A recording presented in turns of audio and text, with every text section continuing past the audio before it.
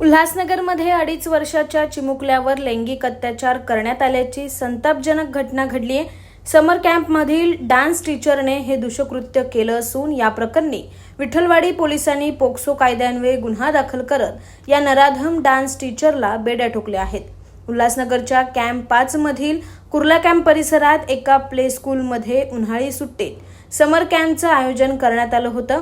या समर कॅम्पला उल्हासनगरमधील एका 2.5 वर्षीय चिमुकल्याला त्याचे पालक पाठवत होते।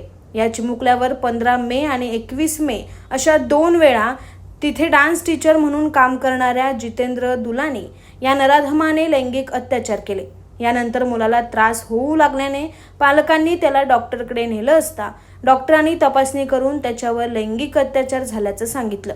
त्यामुळे हादरलेल्या पालकांनी विठ्ठलवाडी पोलीस स्टेशन गाठत नराधम जितेंद्र दुलानी याच्या विरोधात तक्रार दिली।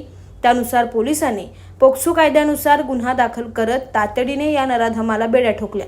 त्याला न्यायालयात हजर केलं असता 5 दिवसाची पोलीस कोठडी सुनावण्यात आल्याची माहिती वरिष्ठ पोलीस निरीक्षक अनिल पडवळ यांनी दिली आहे।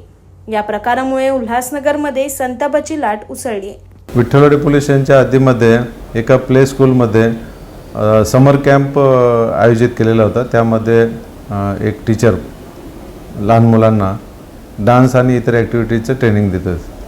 त्यामध्ये जे पीडित बाळ आहे त्याला 4 तारीखपासून 4 मे पासून ॲडमिशन घेतलेलं होतं। या नराधमाने त्या बालकाला